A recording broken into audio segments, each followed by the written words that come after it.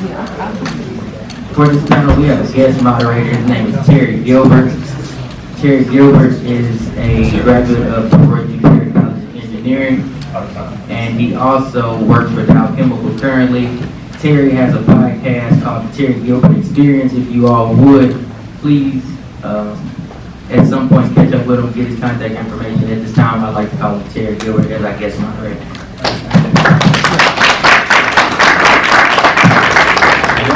Good morning. Good morning. We have the entrepreneurship panel. This is what I came for right here. Hope y'all ready. We have Steve Rogers here on my left side at the far end. Steve Rogers. I want to give a little bit about yourself, Steve. I want to get started with a quick question as far as like entrepreneurship. So what is your definition, what is your individual definition of entrepreneurship? Let me start with you. Well, most people, the way that they'll answer that question is they'll say, so what's an entrepreneur? An entrepreneur is somebody that takes risk. Well, life is risky. I mean, being black is risky.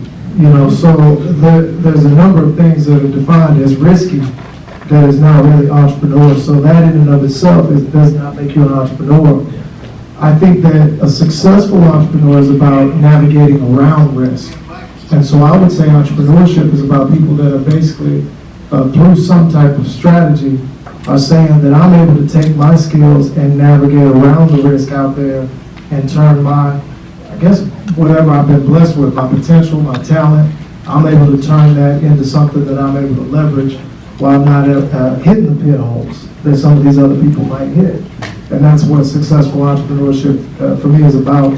One of the things that does happen for sure these days, though, is you can call yourself an entrepreneur online. You can hashtag yourself as an entrepreneur when you really don't have much of those types of things going. And I think that's great, the sort of fake it till you make it mentality. But just saying you're an entrepreneur does not in and of itself make you one. Can't say it much better than that.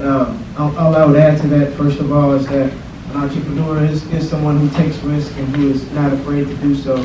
But also, and I think more importantly, an entrepreneur is a leader, and it's someone who leads other people, leads their business, but it's because they're able to first lead themselves. I want to piggyback off of what John said. Entrepreneurs is taking a risk. In life, we don't know what that route is going to be. Like today, you can say you're an entrepreneur 5 years from now, and you never know what may go through those obstacles and challenges. And for me, one of my greatest authors is Napoleon Hill, and he talks about a definite purpose. And you have to have a definite purpose being an entrepreneur because, like Mr.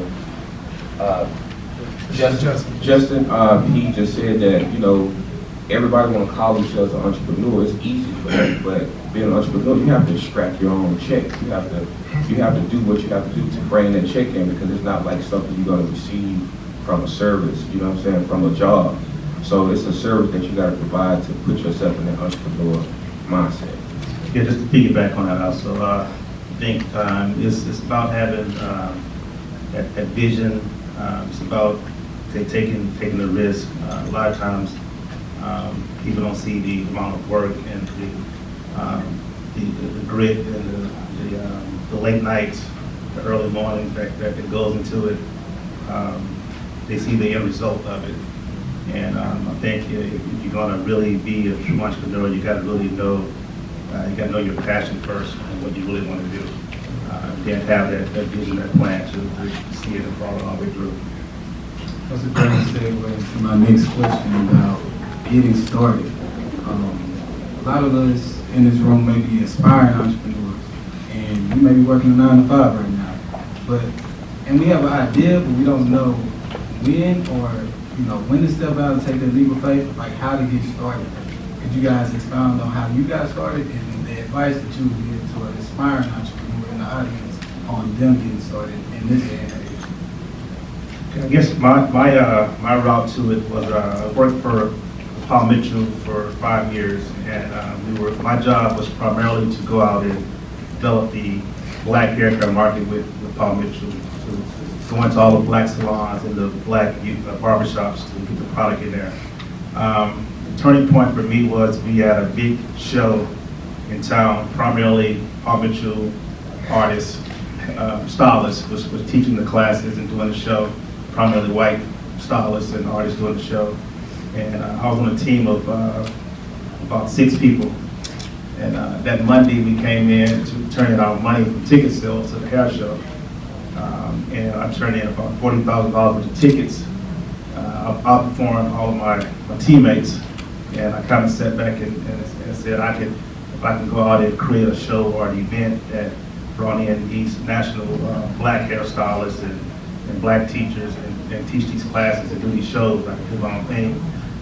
So that next week I went into the sales meeting and I told my manager I would want to take a leave of absence and go pursue my own show, my own path. And I just took a leap of faith.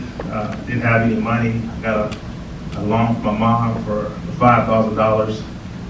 Went out and took $2,500 of that and went and got the rental contract at the Hyatt Regency Hotel. Put that down and got some flyers printed up and went out and started selling tickets, going to this salon all day.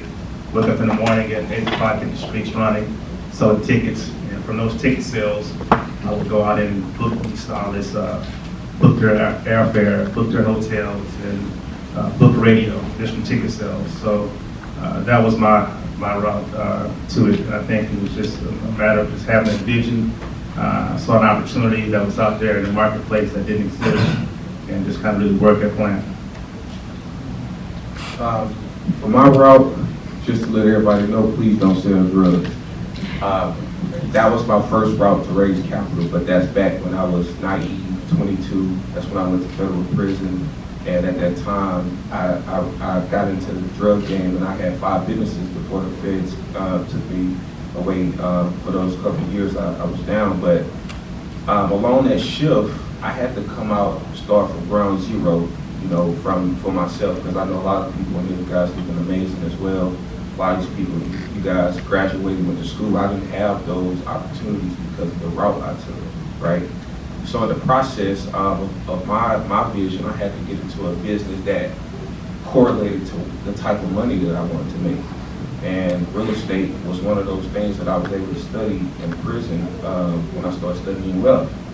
And I became a book reader, and I started reading tons of books on business, personal finance. That's why I self-developed myself from those temporary defeats. So when I came home, I felt that I had to raise capital to position myself, because I didn't really want to have a job, to be honest. That wasn't for me. So I took this route that was called wholesaling. And I know a lot of people here are familiar with that. Wholesaling is the fastest way to raise cash and capital in the real estate space to put yourself into a position to go into other levels in this business. So that route for me was the best thing for me, because I had to start developing the plan. I started networking. I started positioning myself to extract those things, and through the process, wholesaling was able to raise. I was able to raise the capital that I needed to now go into buying apartments and to buying many houses in my community where I come from. So that was my route. So I'll be brief. You all talked a lot about mentorship and relationship earlier, and my route to entrepreneurship came from a mentorship relationship. My debate coach in high school actually opened a few businesses while I was in college, and when I came out, he asked me if I wanted to learn the business when I asked him what he was doing, and I said yes. And he said, well, I see this in you.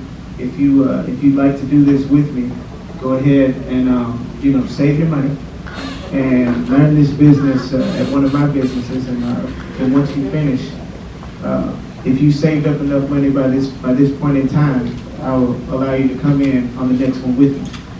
So I saved up for about 3 years. I wasn't making very much money.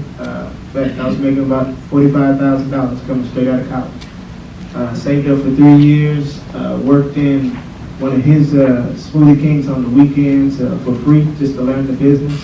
Everything from mopping up the floors to to all the way up to doing what a manager would do for a couple of hours every weekend. And after 3 years, I saved enough money, and we went in together, and that's the business that the Smoothie King that now stands in the Heights. And as far as getting started, I can tell you that you can, if you do X, Y, and Z, that you'll be successful and that this will happen. But that's not always the case. That may give you a better chance of achieving that success or achieving that goal, but it's not always the case. But what I can tell you about getting started is that in life, you're going to receive opportunity after opportunity after opportunity. And the prize goes to those who are prepared when those opportunities present themselves. So do what it takes, be consistent every day, and one day you will reap the benefits of that consistency. So I think you've heard a little bit, if you haven't picked up on it, everybody's got a different story. You know, for what contributed to their bank account, everybody's got a different path. But one thing that's common with the path of all of us, and I do want to detour for a second because I could tell I've never met my father. I couldn't tell you what the man looks like. That's true. I've been behind bars. That's true. I did not take the traditional route. I've been married 3 times. I have four children by 3 different women. I've had the different challenges and all the setbacks and anything, and we all have. Every one of us. But I will tell you that those of us, the broken, are the more evolved. And so our imperfections, the challenges, so us as black people, slavery would have never worked if we weren't stronger than the master. It would have been a failed attempt. And had they been stronger than us, they would have done the work themselves. They weren't. We were stronger. We've already proven our worth. And any other race would have been decimated. They wouldn't even be here anymore.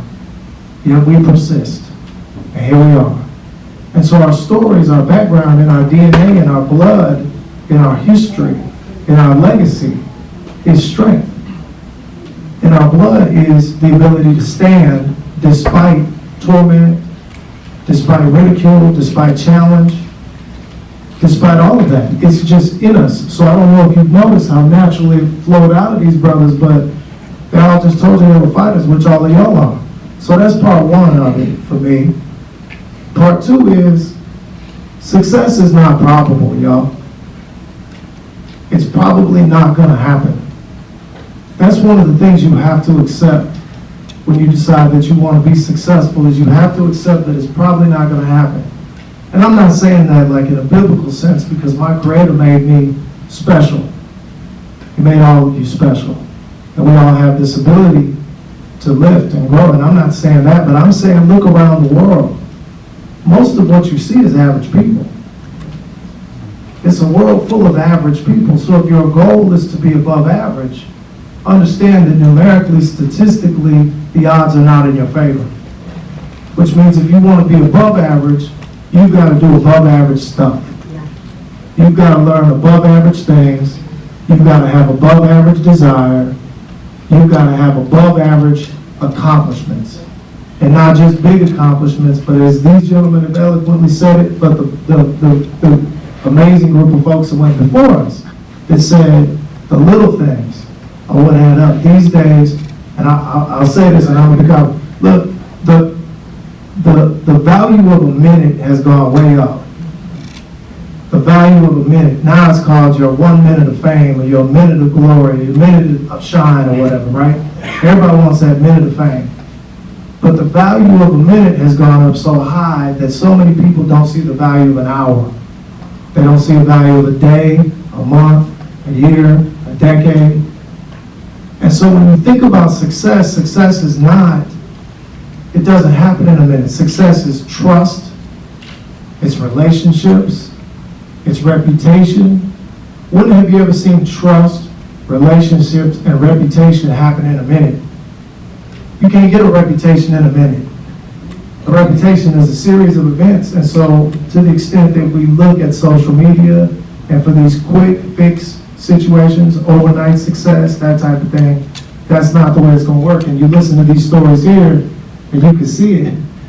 You know, you talk about ashy, bloody, sweaty, all of those are elements. But again, I'll go back to where I started. That's where we came from. So this ain't nothing.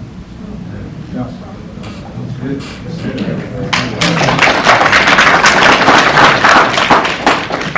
Now, I know all of you are not here because of yourself, right? There's people behind you. Let's switch the narrative. Let's speak about building a team. There's an African proverb that says, if you want to go fast, go alone. If you want to go far, go together. So speak to about building a team or how you assist. 'Cause I looked at your bios, and if you read the bios, you'll see that a lot of these people on this panel are co-owners, and you guys have someone else that you have to deliberate with, bounce ideas off of. Speak to how you assess that person and bring them into the fold and be able to build that business together. I can just expand on that. Well, first of all, coming into the business that I am, real estate, it have different components to it, right? And I had to come in to learn everything myself first: the marketing, the negotiations, the sales, and how to raise, how to come up with the money. So I mastered all those areas first before I got into anything. I wanted to know so that I could teach someone, because a lot of people want to just hire somebody to do this and they don't know how to do it. I'm very obsessed with learning every detail of my business so that if somebody don't perform the way I believe them to perform, I'm gonna step up. You know what I'm saying? And in the process, going back into retrospect, being a drug dealer, it taught me a team-based mindset already, because I did, business in other states and cities and things like that. So I just correlated those formulas from the drug game into this entrepreneurial field that I'm in, and that the same thing, like one of my mentees who's right here, who put me in position to be on this panel, is people like that who you need that's going to see things that you don't see. Because once you start developing smart people around you, and that's where I get to see other avenues and things that I don't get to see. So right now my business is based upon a team, because I do business in other cities, Oakland, North Carolina, and those places. And without my team having, well, first you got to have integrity, because there's a lot of people want to be on your team and they don't possess this integrity trait. They want to be you. They want to take away your shine and things like that. But so you got to really be cautious of who you bring on your team, because a lot of people, just a part of your team just to see what they can get from you, but not really to add value. You see what I'm saying? And I sacrificed myself. I used to be with one of the largest home buying franchises in the United States, which is Home Busters. I sacrificed to get another white man wealthy first, and I learned everything about him. Now I sacrificed for 2 years to learn everything about him, but I served him at the best of my ability. I served him so hard that I violated my probation, because I stopped going on my probation because I served him, who was going everywhere. Well, the billboard people, I was going everywhere. Man, I drove everywhere around Houston to other cities to make sure I served the guy. And I ended up getting incarcerated behind that. And when I got incarcerated for 5 months, I came out self-independent on my own, and that's where my biggest blessings came from, because I served in those 2 years. So first you got to serve others before you can give yourself a position. Well, definitely, as far as building a team, a business is only as good as the people within that business, within that organization. So you want to have the very best people working for you, and that's definitely part of our hiring process as Smoothie King. But it should also be a part of your everyday lives. The people that you keep in your circle, the people that you derive your energy from. It should be good, positive energy that's always moving forward. And on the part about being a business partner, he's absolutely right about integrity and all those different things. And everything I can say about that is summed up in one of my favorite books. If you get a chance, definitely read it. It's called The 4 Agreements by Don Miguel Ruiz. Really cheap paperback book, only a few pages. But it talks about 4 agreements: being impeccable with your word, not taking anything personally, not making assumptions, and always doing your best. If you keep those kind of people around you who are doing those 4 things, being impeccable with your word, not taking anything personally, not making assumptions, and always doing your best. If you keep those type of people around you, your business and your personal life is sure to succeed.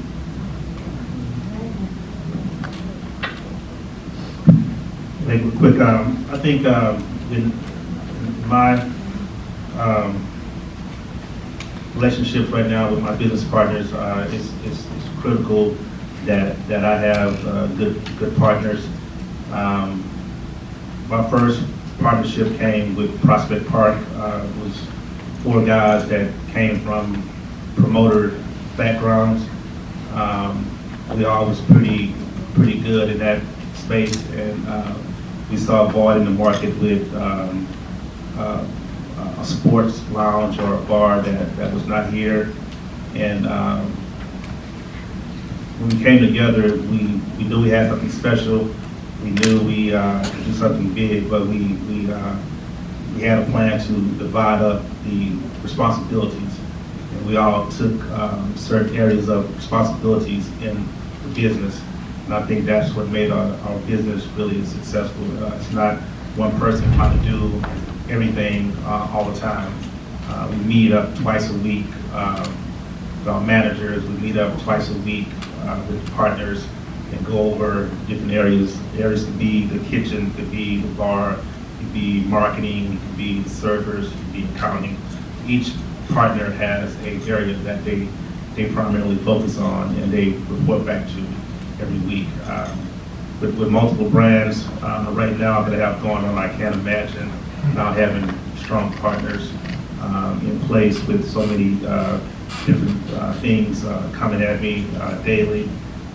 So I definitely would recommend having good, strong partners that you have shared values, shared goals in mind and place.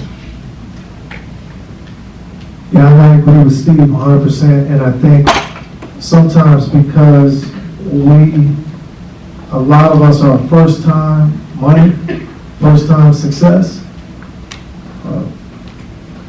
you will sometimes be tempted to go down this path of I don't need any partners because I want all the money. I don't want to split it with anybody. And so that would be, whether you know it or not, the subconscious drive to not want to go in with somebody else. But in addition to what's, you're getting from a monetary standpoint in terms of wealth, there's this thing called quality of life.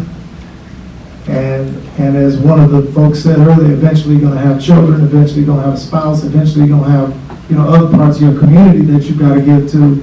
And if you are your entire business, you can never take a good vacation. If you are your entire business, then you're expected to know every single side of it, the finances, the recruiting, the sourcing, the training. If there's an emergency, if a toilet overflows or whatever, and I tried to learn all those things, but I also was wise enough to say I'm willing to split it. I'd rather have half of a big pie than a small part of nothing, because I can't do it on my own. So I agree 100%. Okay, I wanted to touch a little bit about the dark side of entrepreneurship. You kind of touched on it earlier as far as social media, how it's glamorized. And right now it's like white hot. Everybody wants to be an entrepreneur. We don't necessarily know if everybody is an entrepreneur. But can you speak to the dark side of entrepreneur when the business is holding on by a thread, when you don't even know, whether you're gonna make the bills, and you just holding on. Speak to that part of like, that's the part that don't nobody see. Everybody see y'all in this panel right now. There was a point where you was just like, I didn't know what was gonna happen. How did you push through that tough time? Question, how did you push through those tough times? And then give us some examples of like, some hardcore examples of like what actually happened. So we know what we're up against, or what I'm up against. I expand on it first. I'm just gonna let everybody know, just get you some noodles ready. Have your pack of noodles. Man, I'm talking about sleep in your car sometimes, scared to tell your parents and grandma and them that you're really suffering. I slept in my truck so many times, nobody knew. But, through the process, man, I went through a 2-year journey of in this business. without making no money, right? Because making a transition from, being quote unquote successful selling drugs, that was the mindset at the time, into, having a different transformation into this business world. Now I'm around, I gotta get LLCs, I gotta pay taxes, I gotta do all these things that I'm not used to. So in the process of that journey, which Napoleon Hill talks about temporary defeat, I was just going through temporary defeat, that was it. I was positioning myself along the journey to